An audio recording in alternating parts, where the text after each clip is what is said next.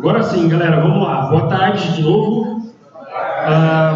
Muito bom tê-los aqui na sala. Tá? Muito prazer ter vocês aqui. Nosso assunto hoje é menos Firebird e mais arquitetura, né? Vamos dar um overview para vocês do que vocês têm na mão hoje com o Delphi para migrar para essa arquitetura, uma arquitetura diferente da atual, né? Para a gente começar, eu queria primeiro saber o seguinte: aí. Quem aqui hoje já faz alguma coisa com client, com multicamadas, com 3 camadas, que é fora do client server? Ótimo, não tem nem 10% da sala fazendo isso, então essa é a ideia aqui. Realmente mostrar para vocês o que é que vocês estão deixando de aproveitar, às vezes, na maioria das vezes, por um pensamento bobo de que eu estou trazendo mais problema para mim, vou ter mais dor de cabeça porque eu vou ter uma outra camada para dar manutenção, né? E vocês não estão vendo os benefícios que isso tem, tá? Então, para a gente contextualizar, né? Basicamente, às vezes, diversas pessoas me perguntam: pô, como assim 3 camadas, multicamadas? Eu não entendo esse cenário, o que tem a ver esse negócio de camadas?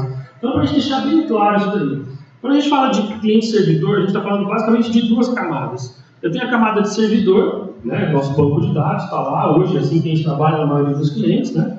E eu tenho algumas regras lá, às vezes, numa trigger, numa procedure, eu tenho coisa implementada lá, né, dentro do banco. Nem todo mundo trabalha, mas às vezes a gente coloca alguma coisa lá dentro do banco, né? Isso vai muito pessoal de cada um aí. E aí a gente tem a camada cliente, onde eu tenho desktop, tenho notebooks, tenho smartphones, né, e assim vai. E esses caras também têm as regras lá dentro dele, né, gente? É onde a gente faz a programação, lá no clique de um botão, no método de um objeto que você implementa e tudo mais. Então, aqui dentro dessas camadas, desses executáveis aqui de baixo, certo? Hoje é assim que a gente programa na maioria das vezes, não é isso? A primeira coisa para se falar, gente, é sobre esse cara aqui, ó. Pelo amor de Deus, né? Isso aqui, client-server, não rola. Tá? Existe uma série de fatores que a gente, uma série de argumentos para a gente comprovar que isso aqui é furada. Salvo um ambiente interno onde você tem uma estrutura de rede sem fio muito boa, talvez valha a pena pensar nisso, fazer o seu dispositivo móvel falar direto com o seu banco de dados. Tirando esse cenário, qualquer outro, não tentem se convencer de que é melhor falar direto no banco. Tem segurança, que você está conectando direto no seu banco, está passando o usuário sem de banco via rede. Poxa, pelo amor de Deus, né? Tem a parte de performance, que é horrível. O 3G, nossa, a gente sabe como que é a qualidade hoje em dia, né? Quase não cai, quase não oscila. Se dá trabalho recuperar uma conexão com o banco numa rede cabeada, imagina uma rede sem fio. A pessoa, seu aplicativo está tratando toda vez, puxa, a rede caiu, vamos conectar de novo. Então, só 2, tá? Para mencionar, para a gente ver que isso não é viável, então, por favor, esqueçam, tá? Bom, tá, e aí, então, o que é esses lances de 3 camadas, ou de multicamadas, N-Tier, enfim, né?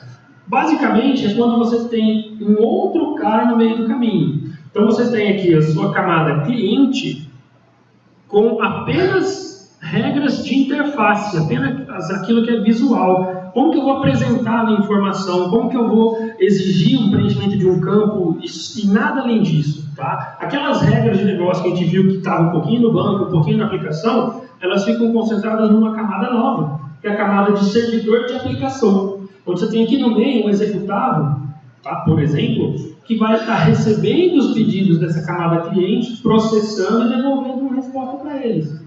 Né? E, obviamente, para isso ele vai falar com o banco de dados, que é a terceira camada. Né? E aí vem uma outra pergunta, né? Poxa, e aí, essa regra aqui no banco de dados, devo ou não devo? Teoricamente, não. Se a gente for pensar em boas práticas de arquitetura, eu devo evitar essa parte, eu devo evitar regras no meu banco, e sim, as regras todas têm que migrar para a minha camada de aplicação, de servidor de aplicação. É isso que você deve fazer pela boa prática. Tá? Porém, dá para considerar sim uma possibilidade de usar. Se você tem algo que já é complexo, falar validado, homologado no seu banco de dados, não é algo absurdamente proibido, assim, tá? Fiquem tranquilos. Mas por que é interessante você evitar? Porque se você precisar migrar o seu banco de dados ou precisar fazer uma manutenção disso daí, você não precisa parar o resto todo para o banco de dados, né? Então, código no banco, na arquitetura multicamadas, é desejável que se evite, beleza?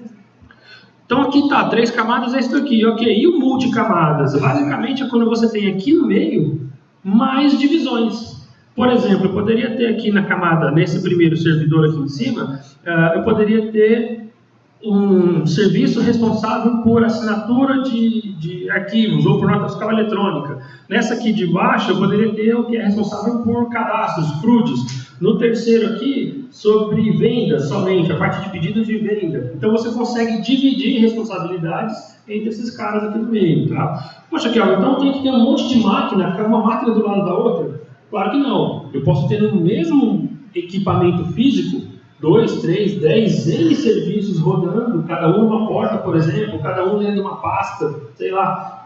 É uma questão de arquitetura, tá? E não se restringe à parte técnica em si, de ter máquinas fisicamente ali. Pode ser máquina virtual? Pode ser qualquer tipo de coisa, tá? Então, a divisão das coisas basicamente é isso daqui. Muita gente ainda não entende essa questão de onde fica cada coisa aqui, né? E aí, ainda assim, isso gera uma dúvida. Puta, eu vou ter mais um cara aqui no meio, você tem certeza que isso vai ser bom, né?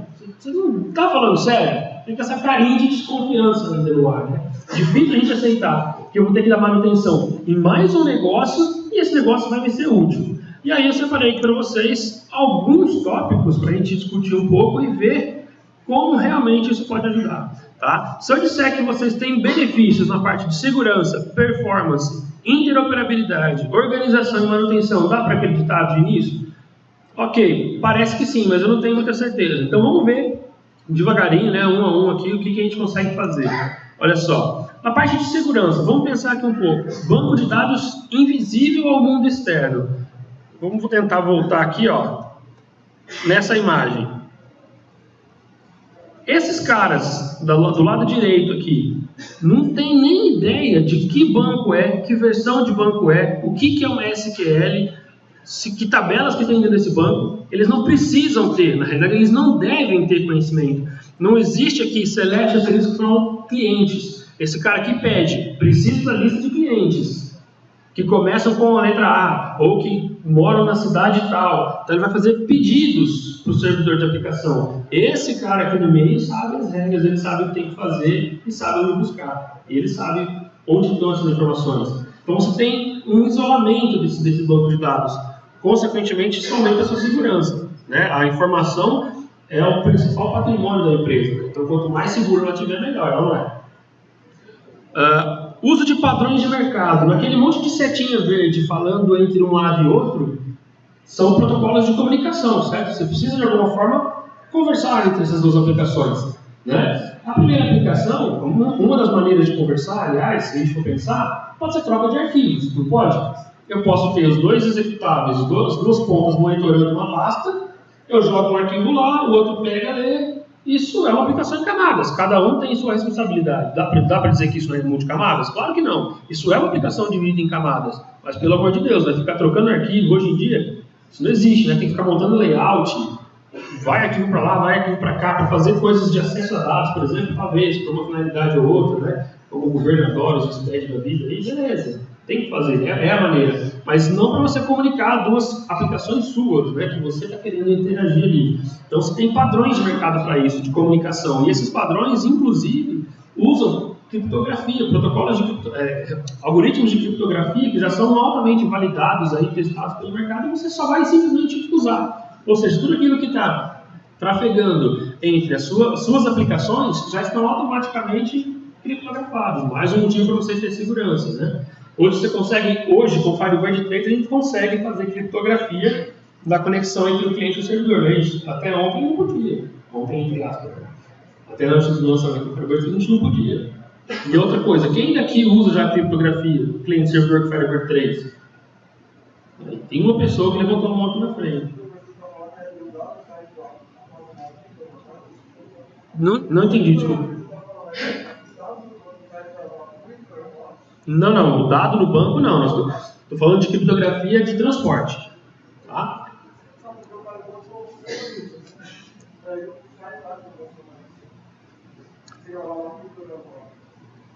Isso, não estou falando da persistência em si nesse momento, é só do transporte mesmo, tá? E além disso, se você trabalhar, por exemplo, com DataSnap, que é um dos frameworks que te ajudam a implementar multicamadas, você tem condição de implementar o seu próprio algoritmo. Se você acha que o RCA, o PC1, o SSL não é suficiente, isso não é bom, os caras não sabem o que estão fazendo lá, vai implementar o seu, não tem problema nenhum. Você consegue usar isso daí nas duas pontas da sua aplicação, tá? Além disso, controle de acesso. Ok, no Firebird você consegue definir usuários, consegue definir regras de quem vai ver o que, de tabela, que pode fazer em cada uma. Mas e a nível de negócio, a nível de aplicação? Né? Você consegue definir isso? Você não consegue, a nível de dado em si. Né? Então você tem que. O banco não fica nisso. Aí você vai fazer regra na sua aplicação, no seu executável. Aí se você vai fazer uma aplicação mobile, lá vai você copiar aqueles códigos, aquelas regras para a aplicação mobile. Se isso está concentrado no servidor de aplicação, então a segurança está ali no meio, mais garantida. Né? Questão de performance. Quem aqui já habilitou, por exemplo, com FireDAC ou com DB Express, aquele monitor que fica olhando tudo que trafega entre o executável e o banco de dados? Quem já fez esse teste aí para dar uma olhada?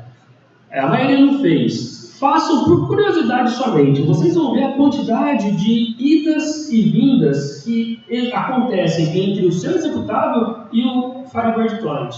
Vocês vão ver que é muito grande isso daí. Que esses vai e vem, eles são chamados de round trips. Um round trip significa vai no banco fazer alguma coisa. Quando você dá lá na sua aplicação, select asterisco from tabela, e o banco não, vamos supor que o banco não estava conectado ainda. O lance dele estabelecer a conexão com o banco, vai lá, tem tipo usuário, sysdba, né? Só a única coisa que a gente usa. Manda o sysdba, valida a senha, ok, já aloquei seus recursos, aí manda o comando. O Firebird interpreta o comando, fala, já interpretei, está preparado, tem parâmetro, toma o valor do parâmetro. Ok, já interpretei, aí de novo, pega aqui, abre o cursor para mim, ok, já abriu o cursor, dá o primeiro registro, ok, vai buscando registro. Isso tudo que eu estou fazendo acontece, obviamente, em milissegundos. É imperceptível se a gente está usando uma rede local cabeada de 100 megabits por segundo. A gente não percebe isso. Bota no 3G. Por que o Firebird é lento? Numa rede, né, pelo menos, numa rede de alta latência? Porque ele tem esse monte de vai e vem para fazer a coisa acontecer.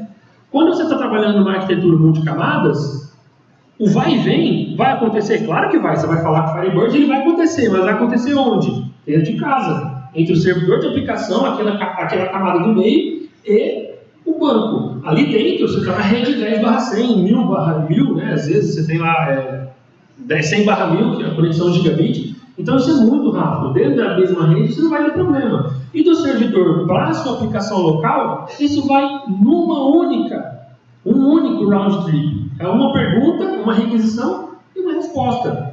Então você diminui muito. De novo, se a rede, uma ida e volta demora 0,01 milissegundo na rede cabeada, você não vai perceber. Mas no 3G, uma ida e vinda demora 100 milissegundos. Porra, Raquel, 100 milissegundos, você vai falar que é um problema? Ok, mas o Firebird precisa fazer 20 para puxar os registros. Opa, virou 2 segundos.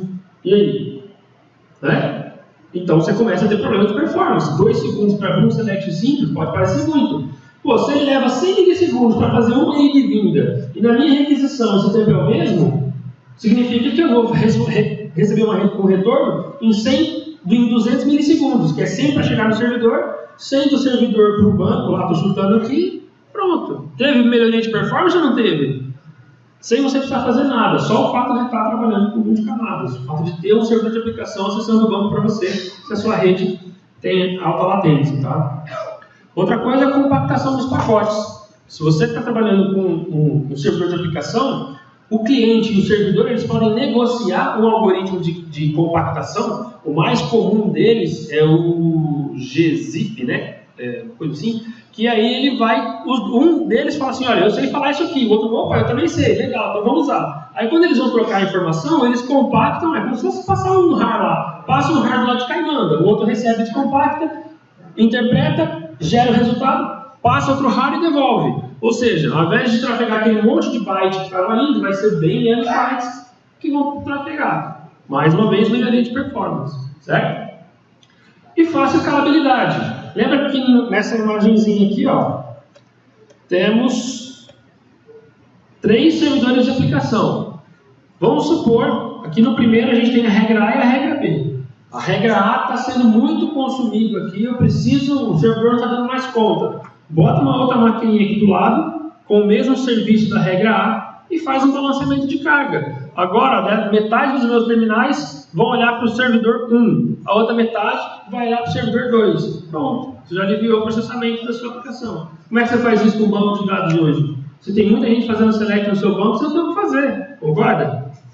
Você vai fazer o quê? Vou duplicar o meu banco? Vou fazer um espelhamento? Vou olhar... Não existe isso, né? Vai botar mais memória no servidor, que a gente faz, né? Vai pedindo upgrade do hardware, até que a conta fica cara, né? E o cliente não quer pagar mais. Então, é uma outra possibilidade, você tem essa condição de escalar a sua aplicação, né? É óbvio que essa escalabilidade depende de uma série de outros fatores que a gente tem que levar em consideração, mas é possível. Se você está nessa arquitetura, é possível. No client server, não tem como fazer isso, né? Beleza? Até aqui, pessoal, dúvidas? Se tiver dúvida, pode perguntar, tá? O importante é que esses conceitos fiquem mais claros para vocês verem o valor que isso tem, tá bom? Questão de interoperabilidade.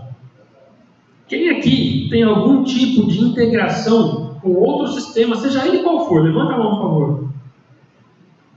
Quase ninguém de mão baixa. O que isso significa? Vocês estão frequentemente conversando com outra aplicação de alguma forma. E aí, essa aplicação nunca precisou falar com a de vocês?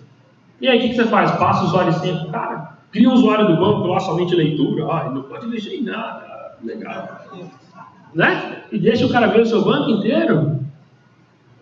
E aí? Pede para ele mandar um arquivo TXT? Gente, vamos evoluir, vamos pensar. Olha, assim, a maior quantidade de tráfego de dados no mundo é hoje em dia gerado por API. É aplicação falando com aplicação. Você tem que ter uma maneira da sua aplicação receber coisa de outra aplicação sem dor, sem você precisar ficar interpretando layout, sem nada. Padroniza a sua API, cria a sua interface de comunicação com outras aplicações e expõe aquilo. Se você está expondo a informação, você define as regras. Você que vai dizer o que o cara pode e o que o cara não pode. O que não está definido na sua API, ele não vai conseguir fazer. Ele não vai ter acesso a nada, ele não vai saber que tabela tem no seu banco, por exemplo. Né? Não vai precisar ficar gerando arquivo para fazer layout. Então você consegue com isso trabalhar com plataformas distintas, tecnologias distintas e padronizar esse acesso à informação. Né? Hoje em dia a gente tem dois padrões basicamente de APIs que são consolidados e muito utilizados, que é o Web Services SOAP e REST. Né? São esses dois padrões, sendo que o REST usa JSON para estruturar o dado, para representar o dado, e o SOAP usa XML. Né? Todo mundo aqui já ouviu falar disso pelo menos uma vez, pode nunca ter usado, mas já ouviu falar. Porra, isso é padrão de mercado, todo mundo está usando, por que eu não vou usar? Por que eu não vou ter minha API? É difícil fazer uma API dessa? A gente vai ver daqui a pouco. Outro ponto que a gente comentou que é benefício, organização. Deus me livre do ufunctions.pas, né? ulib.pas, aquela unit que você tem 500 funções lá para usar e usa em toda a tela, tem uso daquela unit. Né? Vamos pensar numa arquitetura mais organizada. Eu tenho os módulos lá no meu serviço, no meu servidor de aplicação, cada módulo tem suas responsabilidades, tem as suas funções. O fato de você trabalhar com multicamadas te faz pensar melhor na arquitetura, te faz pensar em como você vai estruturar aqueles serviços, aquelas aplicações. Né? Óbvio, eu posso ter um servidor de aplicação com um gigantão, com um módulo só, com todas as funções do sistema. Grande bosta. Né? Fazer isso aí. Você está pegando um cliente servidor e está transferindo para outro lugar. Você não pode manter o mesmo pensamento, a mesma filosofia. Você tem que começar a estudar essa questão de arquitetura, começar a separar. Poxa, parte de cliente, então eu vou ter um módulo com todas as funções de clientes. Aí eu vou ter um módulo com todas as funções de produtos. Tem um módulo com todas as funções de nota fiscal eletrônica. Poxa, mas nota fiscal eletrônica depende de cliente. Como que eu vou fazer essa dependência sem que, ao fazer uma mudança em cliente, eu quebre o módulo de nota fiscal eletrônica? E assim vai. Né? Então, isso é uma questão de estruturar, de arquiteturar a sua solução. Tá? E aí, nesse momento, você consegue definir bem as responsabilidades de cada camada, de cada módulo. Né? Se você sabe que a camada cliente, o objetivo dela é apresentar e colher dados, nada mais. Você não vai ficar fazendo regra, implementando funções lá dentro da sua do evento on-click de um botão, por exemplo. Você não vai verificar se o produto tem estoque na hora que o cara tocar no botão. Você vai passar o código desse produto para o servidor e aí, tem estoque? E ele vai te devolver, tem, não tem, o quanto tem. Não é isso? Então, essa divisão de responsabilidade te ajuda nessa parte de organização. Tá? Inclusive, quando a gente fala daquela programação utilizando interface, trabalhar com baixo acoplamento, que consequentemente te ajuda a testar código, etc. E tal. Outra coisa bacana, ó, segregação de equipes. Sei que a maioria das software houses tem equipe pequena, né? 1, 2 caras lá, mas se você está com um time um pouco maior, você consegue dividir. Ó, fulano e ciclano vão trabalhar no servidor, o Beltrano vai trabalhar na interface, o outro fulano da Silva vai mexer no banco de dados. E aí a galera, obviamente, vão se conversar e vão cada um ter o seu pontinho para mexer, né? De forma mais organizada. E, de novo, a regra de negócio está lá no meio. Precisou mexer. Agora, na hora de vender um produto, além de verificar se ele tem estoque, eu tenho que ir lá e lançar na tabela de histórico de alteração de estoque um item novo. Sei lá, tem que fazer um update em outro lugar que não só o estoque. Se você tem, já pensou se você tem uma aplicação web e uma aplicação desktop, usando esse mesmo banco de dados, não vai você fazer o update em 2 lugares, é isso mesmo?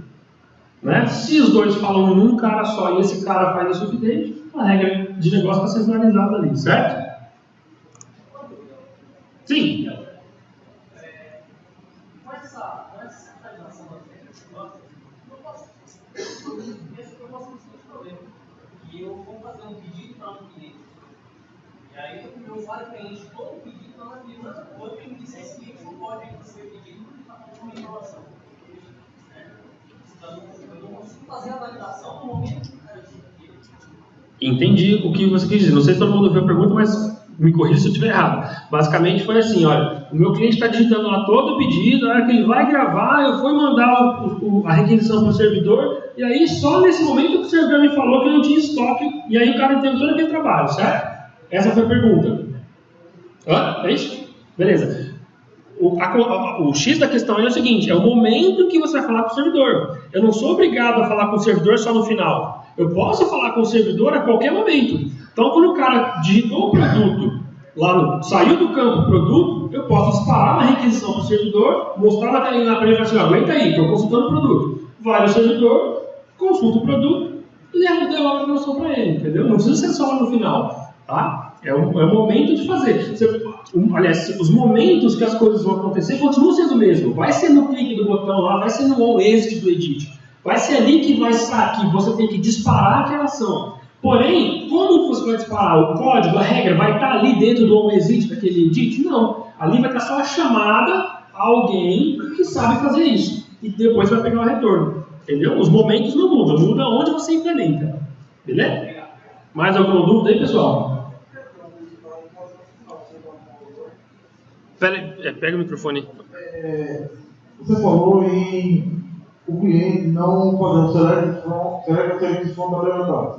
Né? Esse select vão ser feito montado lá no servidor. Isso. Né? Ou seja, o cliente não faria a montagem de instruções SQL. Isso. O cliente só enxerga métodos do servidor, métodos que são públicos no servidor. Perfeito. E esses métodos, ele tem uma interface lá no cliente. Perfeito. Certo? Toda vez que eu refaço os métodos públicos do servidor, eu tenho que literalmente reconstruir a interface do cliente. Ou seja, a adição de métodos públicos no servidor é custosa. Certo? É custosa, eu tenho que refazer. Não refazer o cliente todo, mas aquela interface do cliente eu uso para a gente já implementou isso lá, né? Inclusive e é custosa nesse aspecto.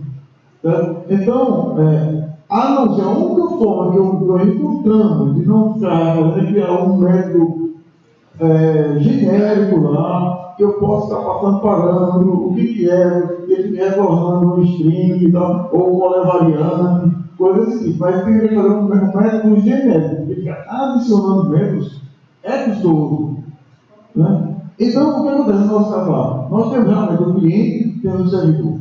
Mas a montagem de script SQL, normalmente, Tem muita coisa no cliente. Tem um servidor, por exemplo, eu vou fazer um pedido, como o colega já falou. Eu chamo lá o servidor de pedido, em vez de fazer toda a coisa, eu tenho que são todos consistentes, o servidor faz tudo. Mas quando eu quero, busca esse cliente, busca esse produto, busca essa cidade. Esse select é feito no cliente. O select de um relatório que tem, pode haver inúmeros filtros. O mesmo relatório, dependendo da computadora dela, pode formar filtros diferentes. Passar esses parâmetros para o servidor é extremamente custoso. Então, esse select é montado no cliente. Correto? É justamente isso que eu estou tentando mostrar. Esse ponto de vista de que esse custo oneroso, né, que isso vai inviabilizar a tua aplicação, é justamente isso que eu estou tentando mostrar que é o contrário. Eu concordo sim com você que é muito mais prático abrir lá e mandar um select asterisco for produto where, não sei o que, do que o cara acabou de digitar. É muito mais prático fazer isso. Concordo em gênero e número de grau. Mas aí amanhã depois você precisa, isso você faz uma aplicação mobile, você faz uma aplicação web e uma aplicação desktop. Aí amanhã depois apresenta um filtro novo, um campo novo na sua tabela que pode ser filtrado. O que você tem que fazer? Compilar 3 aplicações de novo. Aí eu uso o AdSense. Nossa, você está usando hoje. Então, e aí se tem uma mudança no seu banco de dados, se a sua aplicação cliente tem select, você não tem que mexer nela? Normalmente os selects são usados no AdSense. Então, e muitas vezes o AdSense reutiliza, geralmente reutiliza as regras do servidor e muitas vezes reutiliza regras no próprio utilizador. Então, não sei se eu entendi a tua pergunta, mas vamos seguir então, depois a gente fala pessoalmente para tentar entender o cenário. Tá? Deixa eu tentar seguir aqui. Bom, seguindo um outro benefício, a questão da manutenção, da evolução dessa aplicação, né? As eventuais mudanças que podem acontecer dentro dela, que ficam mais fáceis, né, dentro dessa arquitetura, dentro dessa necessidade. Você consegue, inclusive, testar as coisas isoladamente. Para você testar o seu servidor de aplicação, o cara que está lá no meio do caminho, né, falando com os dois, você não precisa construir uma interface cliente. Se você implementou o seu servidor, por exemplo, utilizando a estrutura REST, você pode abrir o Chrome e digitar o URL dele, você vai testar. Ou abrir aquele Postman, né? Não sei se alguém já conhece aqui, mas é um plugin para o Chrome, que você consegue fazer requisições HTTP de todo método e tal. Você abre esse cara e você está testando o seu servidor de aplicação, sem precisar construir um cliente. Né? Então tem N maneiras aí de você fazer esses testes. Correções independentes, é óbvio que não é sempre que você precisa fazer uma correção, você vai fazer ela só numa ponta e vai resolver o problema. Vão haver correções onde você vai precisar mexer em todos os lados, né? Todas as camadas, mas boa parte delas você vai resolver mexendo em um lugar só. Tá? Consequentemente, a evolução desse software aí vai ser muito mais tranquila. Beleza? Até aqui, pessoal? Mais alguma dúvida? É importante vocês falarem, exporem as dúvidas aí para entender esses conceitos, como o amigo aí fez. Tá? Sim? Nesse cenário, você extingue a conexão do banco no cliente. A pergunta dele foi se nesse cenário, nessa arquitetura, não existe mais conexão de cliente com o banco. Sim, não existe mais conexão de cliente com o banco. Entendam essas divisões aqui, ó, como barreiras de fato. Esse cara, olha só, a setinha deles aqui nunca chega no seu banco de dados, no seu Firebird. Nunca vai chegar do lado de lá. Porque ela não sabe, a sua camada cliente, a ideia é que ela não saiba de onde vem a informação. Se a informação está vindo de um arquivo de texto, de um arquivo XML, do Firebird, do Oracle, do SQL Server, para ela tanto faz.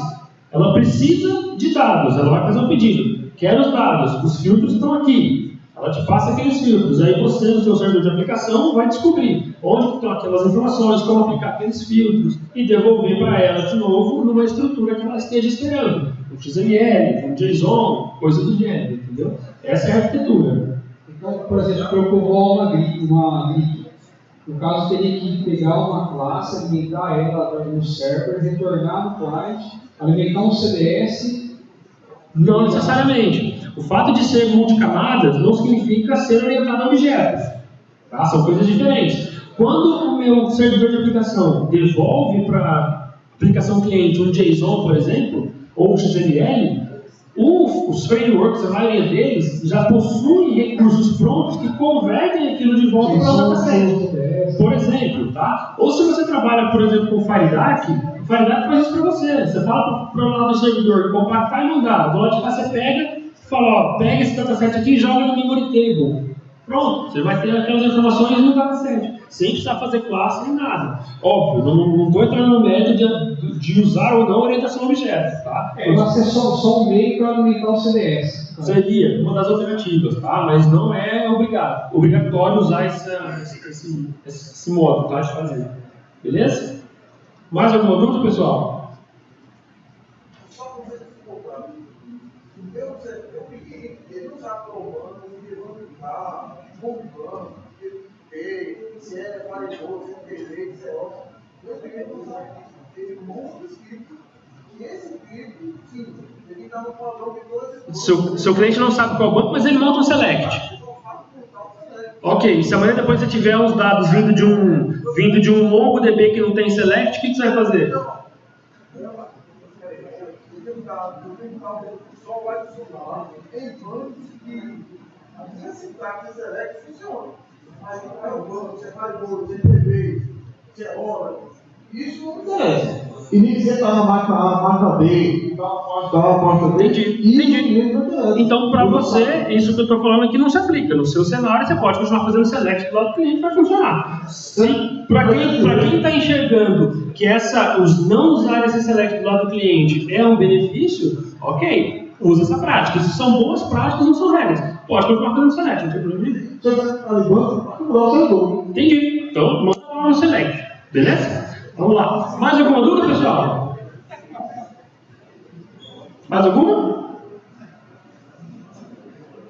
Pode falar. Como é que ficaria a concorrência nesse caso? De update, etc. Como você trata a concorrência hoje no client server? Vamos lá, só para eu entender melhor o que você está tentando, onde você está tentando chegar.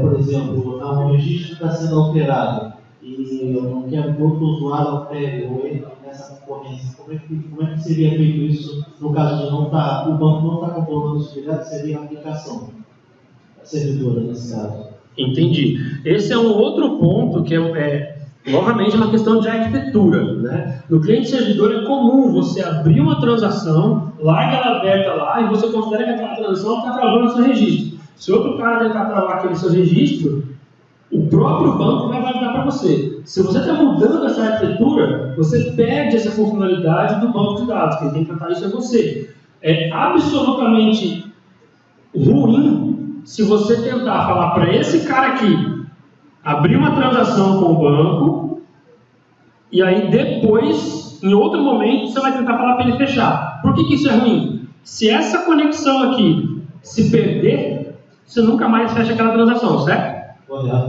Então, essa é uma questão que nessa arquitetura de multicamadas, você não tem como tratar da mesma maneira como se trata no cliente servidor. Você não trata isso via banco de dados, tá? Aí é uma questão, de novo, é uma mudança de mindset de você conseguir se adequar à nova arquitetura. Mais uma vez, mas no meu caso isso é imprescindível que eu consiga lá, o cara clicou no negócio, trava tudo no banco de dados, lá não deixa de fazer. Acho pouquíssimo provável que existam cenários onde isso não é contornável. Mas se existir, possivelmente o cliente servidor é uma única alternativa. Tá? Mas eu acho, de novo, muito pouco provável que não tenha uma outra maneira de fazer esse controle. Tá? Como, por exemplo, num segundo momento, você ir lá e perguntar se aquela coisa ainda está disponível, se ela ainda existe. Ou quando o cara tentar salvar, você falar para ele, olha, esse registro já não existe mais. Você quer que eu inclua de novo? Sabe? Tratar isso de outras maneiras. Entendeu? De novo, é mudança de paradigma, é outro realmente cenário, são outros problemas que você vai passar a lidar, em função de ter esses benefícios todos que nós estamos comentando. Mais alguma? Eu aqui na frente, por favor.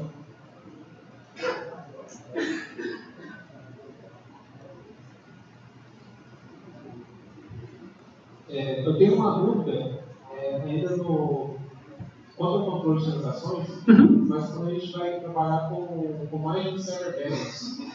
Quando eu tenho uma função do server metrics A, uma função do server metrics B, e assim que interagir de algum momento com algum resultado, para não perder esse controle transacional.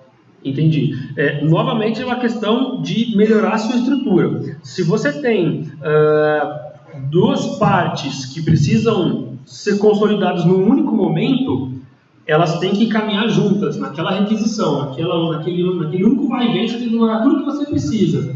Tá? Um outro paradigma que às vezes a gente leva do cliente-servidor para multicamadas é o seguinte: vamos de novo usar o exemplo do estoque, que é comum para todo mundo. Todo mundo aqui, pelo menos uma vez na vida, já fez um controle de estoque. Então, normalmente você vai lá, você começa a lançar um pedido. E aí você vai gravando os itens e vai dando baixo. No final você efetiva aquela transação, certo? Não é assim hoje? Né? Então você faz o mestre, vai fazendo os detalhes, deu tudo certo, você efetiva a transação. No mundo multicamadas, você não deve fazer isso em várias requisições. Você tem que mandar uma requisição com o mestre e os detalhes de uma vez para o servidor, deixar ele validar isso, ele tratar isso, e no final ele te responde o que deu certo e o que não deu. Tá? E aí nesse cenário é que você consegue tratar lá no servidor de uma vez só o que vai estar em cada um deles. Tá? Aí tecnicamente, qual método cabe transação ou não, é uma questão de ver como os seus métodos estão estruturados, se há herança, se não há. É tecnicamente como resolver. Estou falando de conceito, tá? Empacota tudo de uma vez, manda para o servidor, lá ele vai abrir uma transação, tratar tudo e fechar a transação ou não. E aí te devolver um resultado só no final. Tá? Esse é o conceito. Muitas vezes a gente migra, né? A gente começa a fazer uma aplicação no servidor e é muito comum isso. Você faz uma requisição do servidor, salva o mestre, agora salva os detalhes. Isso é totalmente errado, porque entre salvar o mestre e salvar os detalhes, pode haver uma queda de conexão e seus dados já estão inconsistentes. Então, nesse cenário, eu tenho, por exemplo, um componente de conexão em cada server metrics, então não seria uma boa prática. Você tem um componente de conexão em cada server methods, desde que eles não façam coisas juntas, tipo um mesmo contexto sendo feito ao mesmo tempo. Por exemplo, se você não tem um server methods para salvar o cabeçalho e um server methods para salvar os itens, isso estaria errado, entendeu? Aí você tem que unificar isso num server methods só. Tá? Isso é uma questão de estruturar isso aí tecnicamente. E se for base de dados diferentes? Então, duas bases de dados. Certo. Qual que é a melhor forma de tratar? Nós estamos falando de commit em duas fases, tá? É um contexto um pouco diferente que não tem tanto a ver com a arquitetura multicamadas em si, tá? Você vai ter esse problema tanto no cliente servidor quanto no multicamadas. Existem algumas maneiras de se resolver isso, mas não está diretamente ligado a isso daqui. Tá? Depois a gente bate um papo sobre essas possibilidades aí. Beleza? Mais algum, pessoal, sobre isso até aqui? Estou insistindo nessa questão de dúvidas, que é para tentar realmente contextualizar e acabar com esses mitos aí de que a gente só está trazendo problema e não está tendo vantagem, né?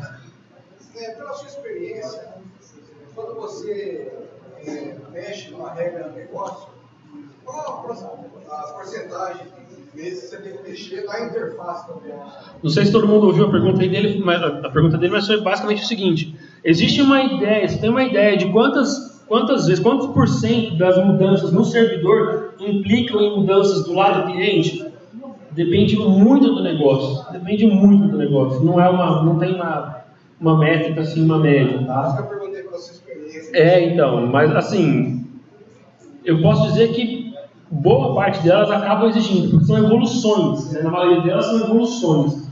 Muitas das correções você consegue verificar do lado do servidor. Mas as evoluções, normalmente, elas exigem mudanças na interface também. Então, você acaba exigindo. O que é legal é que se hoje você tem só uma interface desktop, por exemplo, lá vai eu mexendo no servidor e mexendo do lado do cliente de novo. Eu tendo trabalho duas vezes. Aí amanhã o cliente te pede para fazer aquela mesma coisa no mobile. Você não vai ter dor de cabeça. Tá tudo lá no servidor, você vai fazer uma vez só a interface. Beleza? Mais alguma?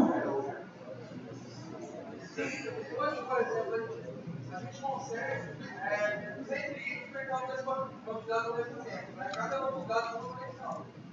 Por cada segunda camada dessa, ela vai ter uma conexão para cada terceira camada, ou vai ser só uma conexão para ela? Boa pergunta. vou só responder, acho que todo mundo viu, mas só para contextualizar aqui, que acho que no áudio do vídeo aqui não gravou, não pegou. A pergunta foi, eu tenho hoje uma conexão, em cada módulo meu, aqui na camada do meio, eu tenho uma conexão, no cliente servidor, né, que seria esse cara aqui. Hoje eu tenho aqui uma conexão com o banco de dados, aqui outra conexão com o banco de dados, certo? Então eu tenho várias delas. Nesse modelo de multicamadas, eu vou ter, para cada conexão entre camada 3 e 2, uma nova conexão entre camada 2 e 1, pode ser que sim, pode ser que não. Aí depende de como você implementa. Se você simplesmente jogar aqui dentro desse cara uma conexão para cada sessão ou requisição que ela receber, sim, você vai ter o mesmo número de conexões do cliente servidor, tá? Porém, você tem recursos aqui nesse cara do meio que te permitem trabalhar com o chamado pool de conexões.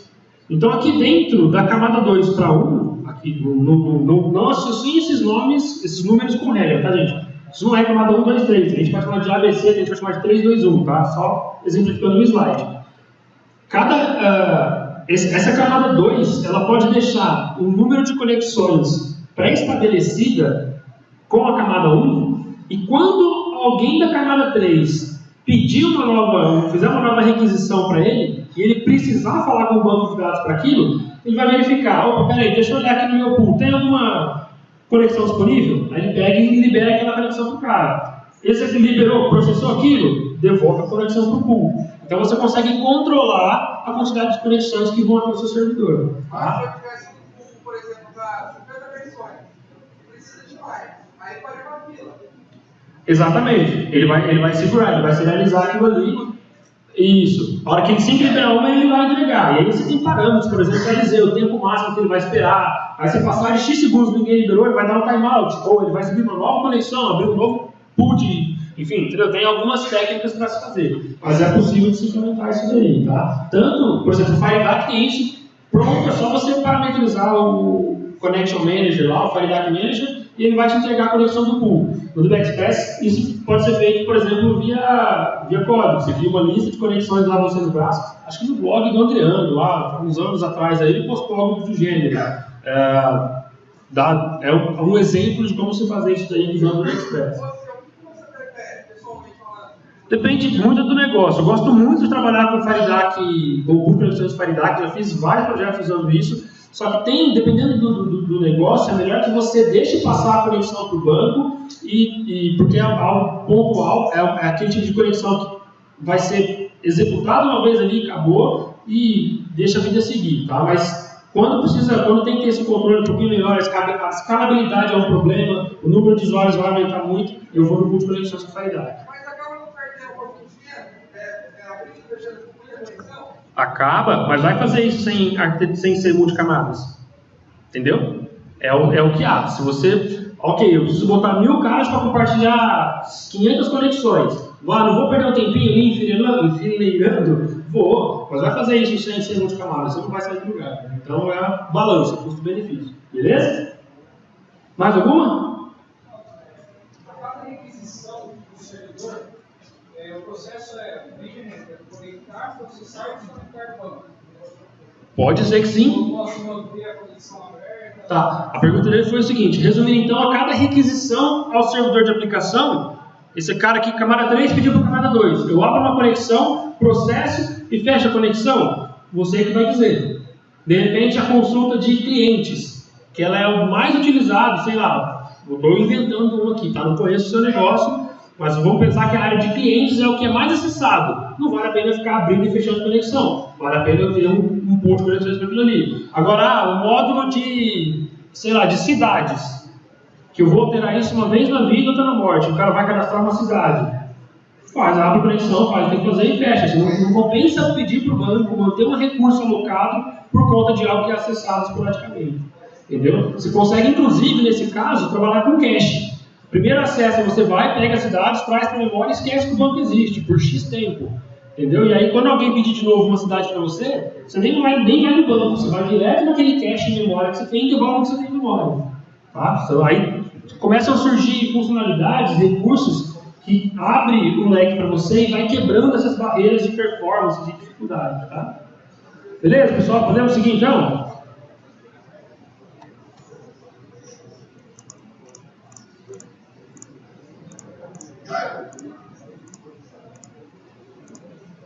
É dolorido, né? No primeiro momento assimilar isso. Puta, será que realmente vale a pena? Mas comecem a fazer os testes, comecem a estudar, faz um pequeno módulo usando essa arquitetura, vai devagarinho, vocês vão ver que a coisa vale a pena, tá?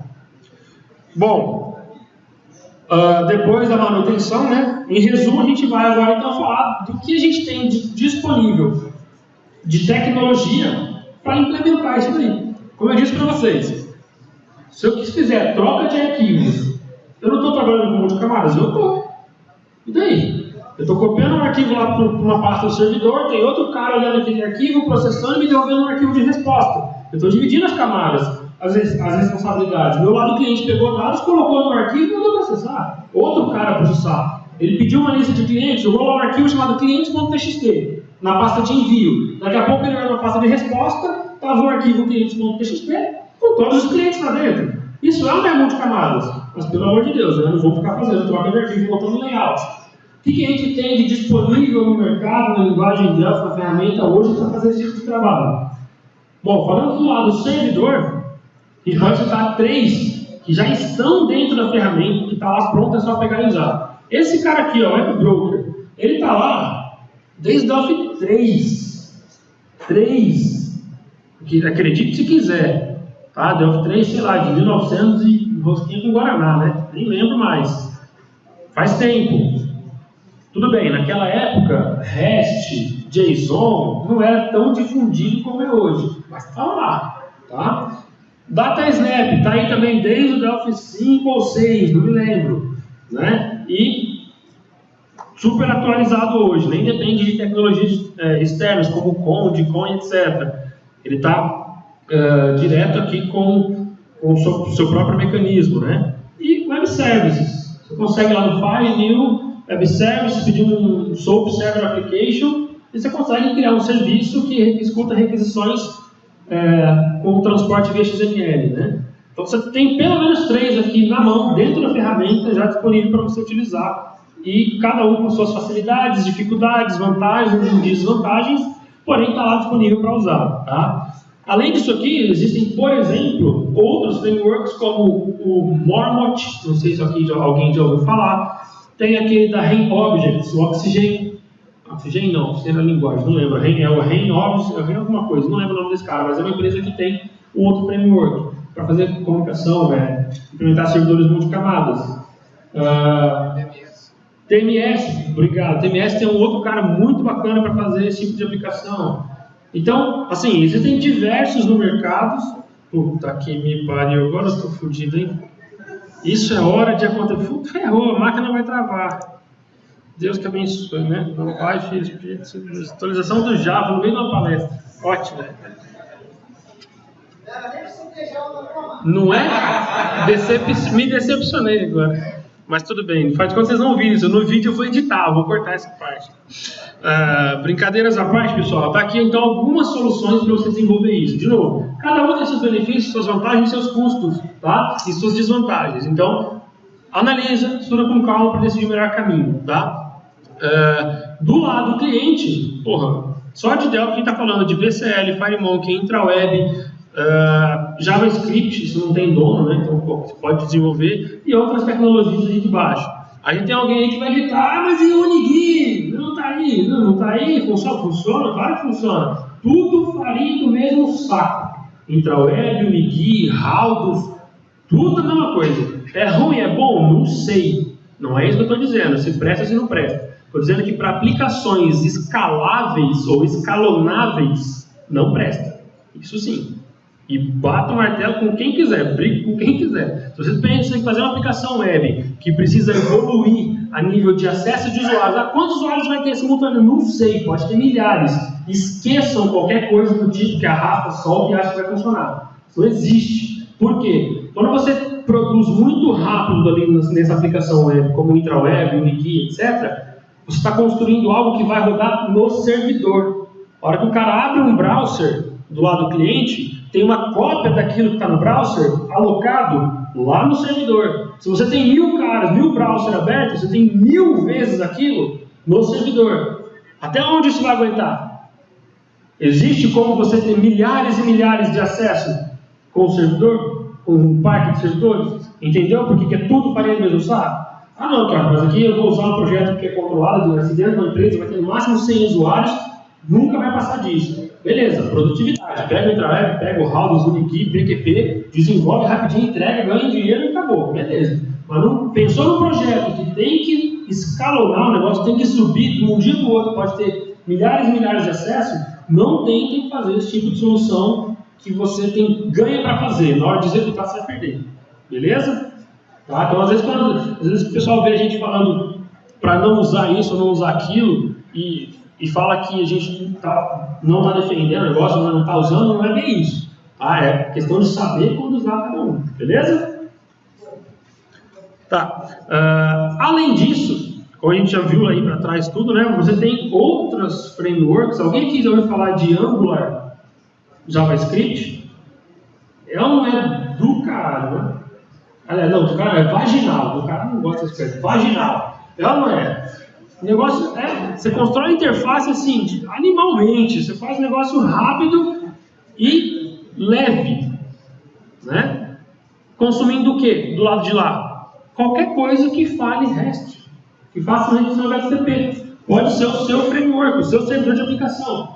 Ah, não, mas eu não consigo conectar o Angular direto no meu Firebird? Porra. Entendeu? Onde está o X da questão, gente? Então vamos evoluir nesse tipo de coisa aí, né? Assim como o Angular tem o Sentia lá, né? O STJS, tem uma porrada deles aí, frameworks JavaScript. Esse JavaScript aí, posso estar falando besteira, mas isso vai ser um calo de muita linguagem aí em pouquíssimo tempo, tá? Já está sendo. Mas aproveitem e fiquem de olho nesse cara, tá? JavaScript, beleza. PHP.NET, Java, todas essas coisas aí tem, tá? Você consegue consumir. Inclusive, com DataSnap, o próprio servidor DataSnap, ele gera para o cara que vai consumir em .NET, lá em Java, ele gera as classes para o cara. Entrega prontinho, fala assim, ó, você consumir esse servidor aqui, toma aqui as classes que tem os métodos, tem tudo bonitinho, o cara só vai consumir. Tá? É animal. Beleza, pessoal? Dúvida até aqui? Então tá, então nós vamos fazer umas brincadeiras aqui agora para contextualizar isso porque a gente viu na prática, algumas maneiras, né, de implementar isso daí, beleza?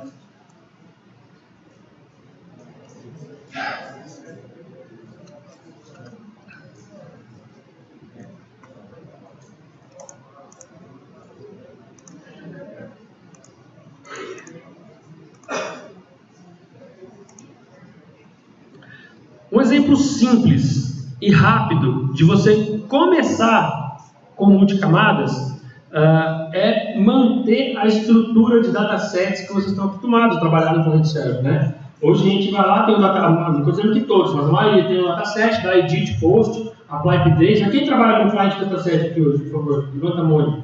Aí, legal, bastante gente. Você consegue, com o client dataset, fazer uma migração rápida para o mundo multicamadas, para você começar já no multicamadas. Obviamente que não dentro de todas as boas práticas, mas você já consegue começar. Como que eu consigo começar? Olha só, se eu pegar aqui uma aplicação DataSnap, Server, tá? VCL, vou falar aqui que eu quero suporte TCP e HTTP, tá? Nessas portas. Isso aqui é um ponto muito importante. Para trabalhar com Dataset Provider e Client Dataset, obrigatoriamente eu preciso selecionar esse tipo aqui de Server Module, tá? Server Method. Server Module, desculpa.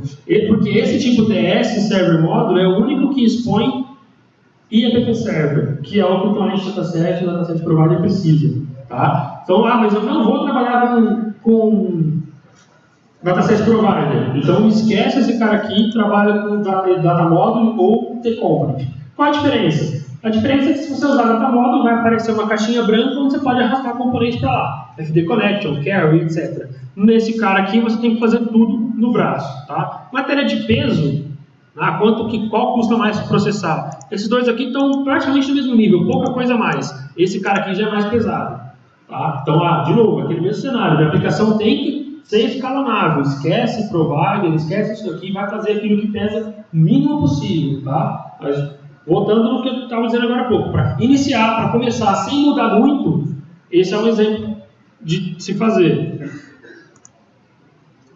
Eu tenho aqui um servidor, né, de aplicação, feito já com DataSnap, o meu server methods, chama server methods 1, tá? Eu não vou entrar em detalhes técnicos de como funciona cada coisa aqui no meio, vou só fazer para exemplificar a coisa funcionando, tá? A gente não tem tempo suficiente para fazer isso tudo. Vou fazer aqui uma conexão com o FireDAC.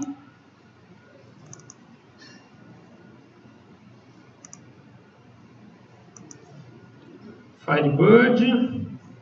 O banco, se eu não me engano, está no Ctrl+C, não está, copiei o edit da última vez. Então vamos pegar aqui. Tá aqui, onde está o banco de exemplo do Firebird, hein?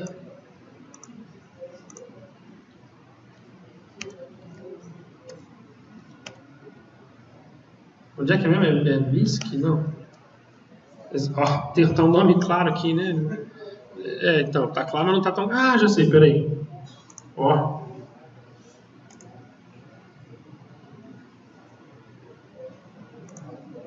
Eu sabia onde estava, só estava vendo se vocês estavam espertos.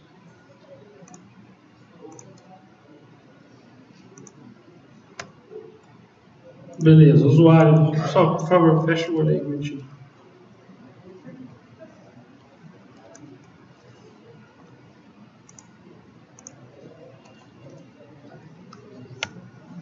Legal, estou conectado aqui no banco de dados, certo? No meu server módulo. Esse cara aqui, eu vou pegar uma query, por exemplo, e vou dar uma olhada aqui na tabela country, que é a menorzinha aqui, slash, asterisco from country. E vou falar uma coisa que é importante, estou usando o FireDAC do lado de cá, mas eu vou usar o client dataset. Então, como eu vou usar o client dataset, eu não preciso que essa query faça cache dos dados, certo? Quem vai fazer o cache é o client, o dataset. Então eu tenho que falar para ela que ela tem que ser unidirecional. Coisa que o DB Express já é por padrão, né? O DB Express não faz o resto. O FireDAC é o contrário. Por padrão ele faz cache. Então, vou usar aqui o provider, lembra de lá e desligar o unidirecional, senão você está desperdiçando recursos do seu servidor. Beleza, fala aqui que ele é unidirecional, só ativar para ver se está tudo certo. Beleza.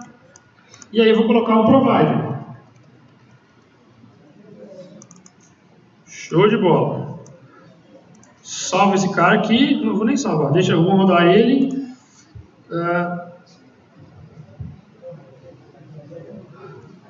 Servidor de aplicação pronto no ar. Poxa, agora você não disse que era método? Lembra? Temos a condição de expor métodos. No momento eu quero expor somente os dados. Para a gente manter para ter uma mudança mínima no primeiro momento. Tá? Ok. Então, estou aqui com o meu servidor pronto. Vamos fazer um cliente. Pegar um novo projeto VCL. Aí eu vou pegar aqui um SQL Connection. Mas você não estava usando o FireDAC? Para acessar o Firebird. Para acessar para um cliente da DataSnap e falar com outro cliente da DataSnap, ele usa o DB Express. Tá? Nesse modelo que a gente está fazendo aqui. Então, eu vou falar que o driver name dele é DataSnap. Onde que está esse servidor? Está na minha própria máquina aqui mesmo. Então, é localhost. A porta eu não mudei, tá? A default é 8080. Não tem conexão, não tem usuário e senha, autenticação, desculpa. Não vou precisar de login prompt.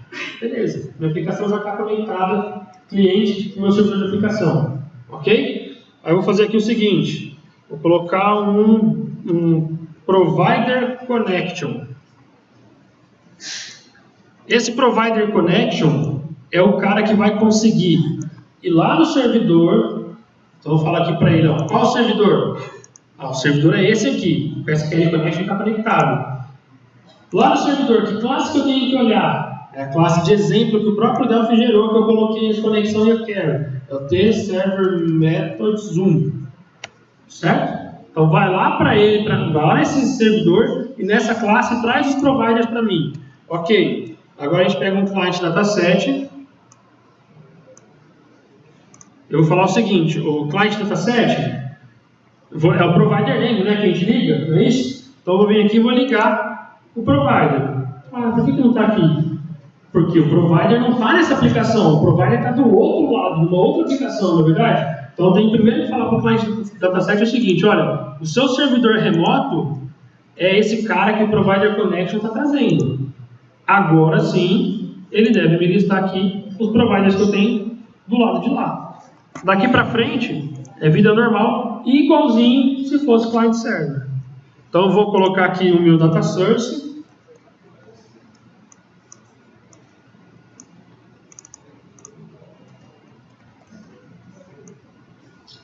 DBGrid e o mais adorado de todos os tempos, DB Navigator.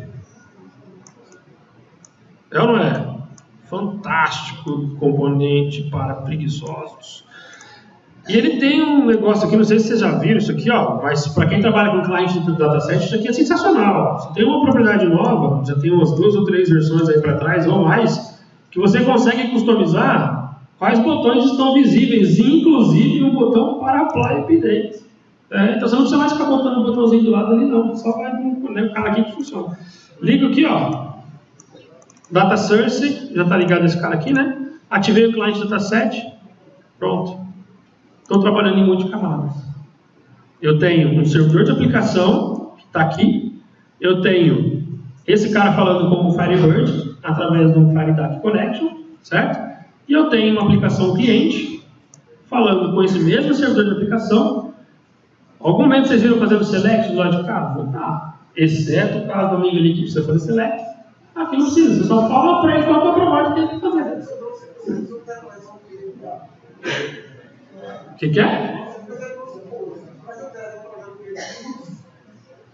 Aí a gente vai trabalhar com os métodos para fazer os filtros, ou trabalhar com parâmetros, né? Ele perguntou, se eu quiser fazer filtro aqui, aí tem várias maneiras de fazer isso. Você pode parametrizar aqui no servidor, aí você vem aqui no client do dataset e fala fetch params, coloca o direito dele, ele vai fazer todos os parâmetros da quer para cá. Você preenche os parâmetros, não precisa se preocupar com essa regra. Você pode fazer um método no seu servidor para parametrizar a sua quer. Você chama o primeiro método, fala, olha, parametriza aí para mim, em seguida você vai e abre o client do dataset. Então tem N maneiras de resolver isso, tá? Bom, tranquilo até aqui, pessoal? Pode falar. Hoje o FireDAC tem a opção de conectar um driver da Snap, mas não é possível configurar assim com o FireDAC do lado meio? A pergunta foi se eu conseguiria substituir esse cara aqui pelo FireDAC. Hoje não. Apesar do FireDAC ter suporte de falar com o servidor da Snap, ele não vai implementar o IAPP Server. Então ele não vai trazer para o lado de cá o dataset provider. Ele vai fazer uma comunicação mais leve só pelo REST mesmo. Tá? Então não vai consegue fazer, mas não consegue usar client da dataset provider do lado de cá. Esse componente de DBX ele tem a opção de gerar o próximo cliente. Sim. Não tem. Não. Se eu trabalhar com métodos para construir, ele também Aí depende, porque normalmente eu trabalho com REST Connection e não com SQL Connection. Aí o REST Connection ele é outro cara no exercício curativo. Essa é uma outra questão, pessoal, que isso pode atrapalhar quando você fala, beleza, eu vou começar a monte de camadas. Aí você começa a pesquisar, você acha milhões de maneiras de fazer a mesma coisa. Tá? E aí depende de cada caso. De novo, uma aplicação simples. Sei lá, 2, 3 cadastros, se os caras vão usar ali, não vai ter um volume de usuário muito grande. Não é problema eu trabalhar desse modo aqui. Provider conectado direto no meu servidor. Tá? Isso não vai ser impactante para a aplicação. Agora, o negócio essa aplicação tem chance de crescer, de ter milhares de acessos simultâneos.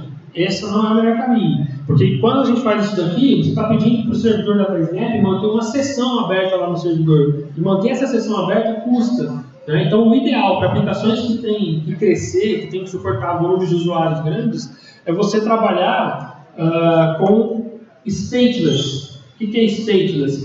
O servidor não sabe o que está acontecendo do lado do cliente. O cliente é que fala para ele sempre tudo que ele tem que fazer. Né? Isso é o que você precisa para ter condição de escalar a sua aplicação, de escalar a nossa aplicação. Tá? Se é o seu cenário, se é o seu caso, se é o que você tem que fazer, não sou eu que vou dizer. Aí é você que vai analisar e identificar qual é o melhor caminho. Beleza? Tá. Um outro exemplo, então, de método. Tá? Esse aqui é um exemplo de um data snap tradicional, você consegue fazer isso daqui. Né? Agora eu quero colocar um método novo lá no meu servidor e quero consumir esse método. Né? Então vamos fazer uma mudança aqui nesse servidor. Deixa, eu tenho só 3 minutinhos. Vou fazer rapidinho aqui para não tomar tempo do outro palestrante, tá? Basicamente, eu venho aqui nesse servidor, nesse server methods. Na verdade, até já tem alguns métodos prontos aqui, ó, o EchoString e o ReverseString. Eu vou consumir esses métodos do lado de lá, tá? E aí você tem várias maneiras de você fazer isso. Eu vou deixar primeiro esse servidor rodando de novo.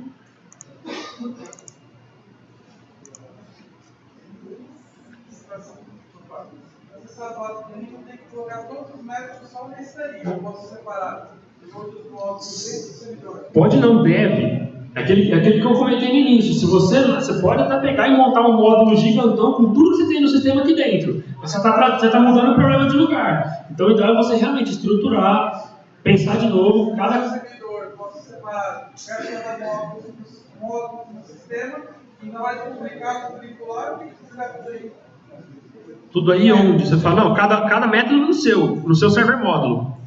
Você não precisa, tá? Você tem condição de cada módulo ter o seu. Cada server módulo ter o seu. Sim, pode falar enquanto eu vou fazer aqui. O DataSnap, por mais modulável que seja, né? Ele sempre responde com uma porta só, né? Sim. Não influenciaria, nem sei se é possível também, se colocar módulos de portas. Eu não faria. O mecanismo dele está pronto para gerenciar uma conexão só. Talvez pode ter problema com geração a main thread. A não ser que você suba 2 threads, cada thread com um servidor, com um DataSnap Server lá, esse componente que gerencia o negócio todo. Aí talvez beleza. 2 gerenciadores de DataSnap na main thread vai dar ruim. Nunca nem tentei, mas eu acho que vai dar ruim. Pera aí, pessoal, pera aí rapidão. Só para fazer aqui, eu quero consumir os métodos agora, então eu vou vir aqui no componente de conexão. Vou falar para ele o seguinte, ó, gera para mim, deixa eu só ver se está conectado, como eu fechei e abri o servidor, isso aqui dá problema. Então, gera para mim uma classe proxy, olha só, generate DataSnap client classes. O que ele gera aqui para mim? Uma cópia, entre aspas, da classe do servidor com os métodos que eu tenho lá. Por que eu digo uma cópia? Porque ele não traz a implementação daquele método, ele traz a chamada do método. Então, olha aqui, o ReverseString está aqui. Só que se eu olhar dentro do ReverseString, não tem o código que faz a string inverter. Tem o código que o framework DBExpress precisa para fazer a chamada. Então, uma vez que eu tenho esse código pronto, né, essa classe pronta, para conseguir chamar isso, né, fazer o ReverseString, eu preciso, primeiramente, pedir para o SQL Connection. Primeiro criar essa classe proxy aqui, né, que ele chamou de tServerMethods1Client. Então eu vou fazer assim, ó, vou dar um use nessa unit, vou fazer um SM variável aqui, deixa eu declarar esse cara. SM recebe desse tipo, aí eu vou fazer isso.create e eu tenho que passar uma conexão, que no caso é o SQL Connection.dbxconnection, tá? Facilitar aqui um pouquinho, né? Aí beleza, criei esse cara, eu vou assim, ó, sm.ReverseString de Firebird. E isso aqui, ele vai lá no servidor, vai chamar esse cara, vou até jogar uma outra variável aqui, ó. S recebe isso, e eu vou dar um show message no S. Se eu não digitei nada errado, ó, e não foi, graças a Deus compilou, né? O servidor está rodando, a aplicação client subiu. Esse método aqui que a gente colocou nesse botão de ReverseString poderia ser um prepara client dataset para filtro X. E aí eu clico nesse cara e ele vai lá e vai inverter para mim. Esse processamento rola lá no servidor. Tá? É uma das maneiras de fazer chamada métodos. Tem várias delas, com REST, com FireDAC, etc. E tal. Beleza? Mas o tempo aqui está curto. No caso, já acabou, o celular apitou. Eu vou deixar aqui alguns links úteis, tá? Depois vocês vão pegar esses exemplos. Esses 2 primeiros são cursos do Rodrigo Mourão, tá lá no portal dele, tá? Acesse esse link aí, coloca o cupom FDD, é isso? FDD? Tem 20% de desconto, e aí você consegue pagar. Quem está querendo conhecer mais sobre o DataSnap, mais do que recomendo, tá? Documentação e o community da embarcadeira, beleza? Isso aqui vai estar disponível para vocês depois do evento. Esse sou eu, aqui estão os meus contatos. Upper Training na empresa, lá já é um dos treinamentos que a gente tem focado em metodologias ágeis. curte lá no Facebook, facebook.com/liveagile. Quem tem interesse em saber mais sobre isso, me procura ali, dá uma entrada na página se não conhecer, ok? E por hoje é isso aí. Muito obrigado pela presença de vocês. Qualquer dúvida, me procura ali fora. Valeu, pessoal!